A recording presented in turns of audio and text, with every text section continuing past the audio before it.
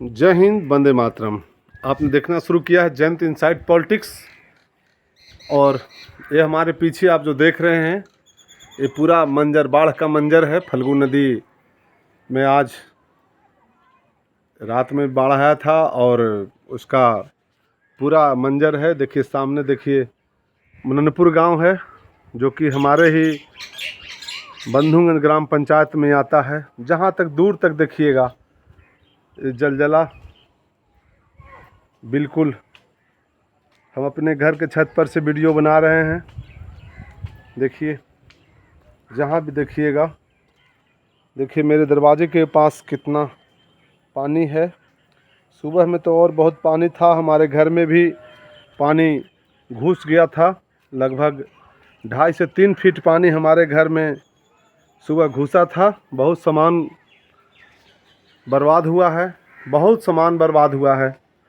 क्या कहें, computer table से लेकर के और जो घर में रखा हुआ था, कोठी में जो अनाज रखे हुए थे, और ये जो खेत आप देख रहे हैं इसमें धान लगा हुआ था, ये सब धान स्वाहा हो गया। इसमें अब पता नहीं चल रहा है कि क्या है नहीं है। तो हम आग्रह करेंगे केंद्र सरकार से और आग्रह करेंगे राज्य सरकार से, अपने माननीय मुख्यमंत्री नीतीश जी से और अपने हम प्यारे प्रधानमंत्री माननीय मोदी जी से। और ये बहुत ही दुख की बात है, कोई खुशी की बात नहीं है। हमारे जब एरिया में बाढ़ आता है तो हमारा अभी पीक टाइम था धान का पीक टाइम था। इसमें लोग खाद डाल चुके थे धान का जो फसल है उसमें खाद डाल चुके थे। और धान बिल्कुल जिसको बोलते हैं मुढ़ा गया था। इसमें मुढ़ा आता है ना, समझते हैं ना मुढ़ा। हाँ, तो धान मुढ़ा गया था। ये पानी आने से घोसी विधानसभा अंतर्गत हमारा जो 2 प्रखंड है, मोदनगंज प्रखंड और घोसी प्रखंड, हमारे दोनों प्रखंड के दर्जनों गांवों में पानी घुसा है और बहुत नुकसान हुआ है, बहुत ही ज़्यादा नुकसान हुआ है। हम इसकी कल्पना नहीं कर सकते हैं। नदी का कई जगह छोर टूट चुका है जिसके चलते ये नुकसान हुआ है। और नुकसान यही नहीं, ये हमारे बगल में हमारा मित्र ज़िला नालंदा है, वहाँ भी नालंदा में भी नुकसान हुआ है। वहाँ भी तेल्हड़ा के बगल में केला बिघा है, वहाँ भी नुकसान हुआ है। हमारा जो गांव है बगल में बड़की अकोना है, परियामा है, अतियामा है, ये जितने भी गांव हैं हमारे पास अगल बगल, ये सारे गांवों में बहुत ज़्यादा नुकसान हुआ है। तो एक बार पुनः मैं मांग करता हूं अपने प्यारे मुख्यमंत्री जी से कि हमारे इस आपदा की स्थिति में आप हमारे किसानों के साथ खड़े रहें। उनका चारा ख़त्म हो गया, उनका अनाज ख़त्म हो गया, कई लोगों का मकान गिर गया। और तो और जो मधुमक्खी पालक हैं, हमारे क्षेत्र के कुछ लोग हैं मधुमक्खी पालन करते हैं, हम भी मधुमक्खी पालन करते हैं।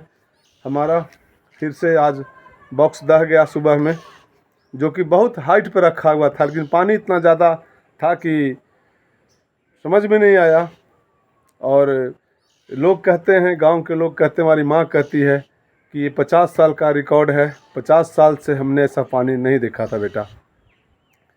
तो इन द सेंस कहने का मतलब है कि बहुत ज़्यादा नुकसान हुआ है। और हमारे जो भारतू पंचायत का जो गांव है, वहाँ तो जो हमारे मछली पालक भाई लोग थे, वहाँ भी बहुत ज़्यादा नुकसान हुआ है। तो मैं आग्रह करूँगा कि सरकार अपने नुमाइंदे को भेजे और जो भी मछली का तालाब टूटा है वो किसानों को समुचित राशि प्रदान करें। क्योंकि कर्जा पैंचा लेकर के एक बेरोजगार युवक अपने पैरों पे खड़ा होने को सोचता है और पैरों पे खड़ा हो भी नहीं पाता है कि इस तरह का जो घटना हो जाता है तो बहुत दुखदाई होता है, बहुत दिक्कत होता है।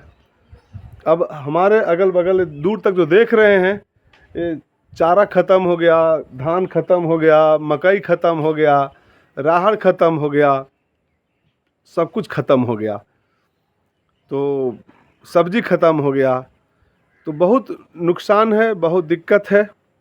तो मैं राज्य सरकार से आग्रह करूंगा और केंद्र सरकार कृषि मंत्री से भी आग्रह करूंगा कि आप हमारे जहानाबाद ज़िला के अंतर्गत खास करके हमारा जो 2 प्रखंड है, एक तो प्रखंड है घोसी और दूसरा हमारा प्रखंड है मदनगंज, ये 2 प्रखंडों के अंदर आप समुचित व्यवस्था करें। इनको कम से कम तो इनको इस आपदा की घड़ी में आप कुछ सहायता राशि प्रदान करें और प्रति किसान कम से कम तो 50,000 रुपया का राशि प्रदान जरूर करें। यही हम प्रार्थना करते हैं, यही हम विनती करते हैं और इन्हीं बातों के साथ मैं अपनी वाणी को विराम देता हूँ। जय हिंद, वंदे मातरम। आपका बेटा, आपका भाई, आपका दोस्त जयंत कमांडो, इसी घोसी का बेटा हूँ, घोसी की बात करता हूँ और घोसी की आवाज़ उठाता हूँ।